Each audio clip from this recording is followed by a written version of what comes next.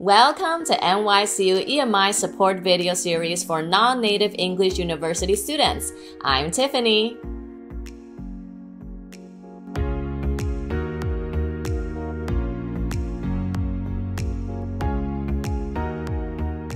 Content and function words are both essential in communication. Content words provide the core message and details, while function words facilitate grammar, coherence, and the flow of communication. In the video, we'll talk about what content and function words are and how they can help you in your EMI class. Then, I'll give you some tips on different pronunciations following examples of the more challenging reduced drop forms of function words. Let's start! Content words carry the main message in a sentence. They're the key players that convey the most critical elements. Without content words, sentences would lack substance and meaning. In an EMI class, you definitely need to know all the related content words, otherwise it's really hard to follow what's going on. So, work on building these types of vocabulary. A lot of times, if you can catch the content word, you probably can guess what's going on. Examples are like nouns, main verbs, main adjectives, adverbs, and interjections. Function words, on the other hand, contribute to sentence structure and clarity. They act as the glue that holds the message together. Function words make sentences grammatically correct and coherent by providing the relationships between the words. In an EMI class, you'll still need these words, especially when you do some output activities like writing or presentations. Without the function words, it's quite difficult to communicate. Me, essay, late, I, question. That's really unsmooth, right? Some examples are pronouns, auxiliary verbs, articles, conjunctions, and prepositions. Now let's look at the pronunciation of content and function words. Since content words contain important information, they're usually strong or stressed.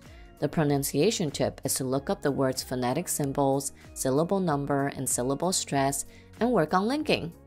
Function words contain less important information and are usually weak or unstressed. However, function words actually have two different pronunciations depending on the importance of the word. One is called full forms, and the other is reduced forms. Full forms are pronounced clearly just like a content word. Here are some situations where it would be said clearly. Number 1, when said alone. A, an, and, of. Number 2, at the end of a phrase. Whom are you writing to? Number 3, when emphasized. Please give the documents to her, not him. Reduced forms are when the words are said short or even with dropping sounds. Dropping sounds happens in fast or casual speech where some sounds may be dropped to help linking and fluency. For example, I don't know can be pronounced I don't know with the T sound dropped. I don't know, I don't know. Let's look at another example. Please call her is said please call her with H sound dropped. Please call her, please call her. Reduced function words are the challenging words for non-native speakers. To sound more smooth, you need a lot of active practice to make some sounds disappear. Now let's look at some examples. I'll first say the word in its full form, then the reduced form, following examples of both repeated twice. Try to see if you can hear the difference or even try to repeat along. Let's start with A, common reduced function words where words are said short, weak, or with dropping sounds. A, a. We have a big deadline coming up.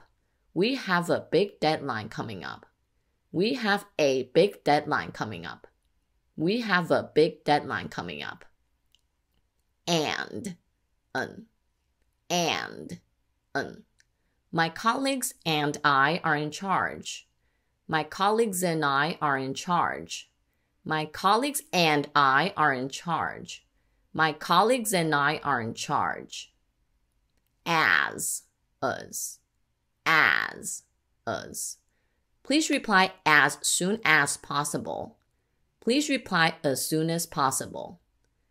Please reply as soon as possible. Please reply as soon as possible. For. Thank you for reaching out. Thank you for reaching out. Thank you for reaching out. Thank you for reaching out. In. The event is in May. The event is in May. The event is in May. The event is in May. Of. I need 2 copies of the contract. I need 2 copies of the contract. I need 2 copies of the contract. I need 2 copies of the contract. Or. Should I send it by FedEx or UPS? Should I send it by FedEx or UPS? Should I send it by FedEx or UPS? Should I send it by FedEx or UPS? To. Send it to the assistant. Send it to the assistant. Send it to the assistant. Send it to the assistant. Don't. Done. Don't. Done. Don't worry about it. Don't worry about it. Don't worry about it. Don't worry about it. Now let's move to B, reduced H words. When H words are in the middle of a phrase, H often drops. This means the H sound disappears. Her. Please call her. Please call her.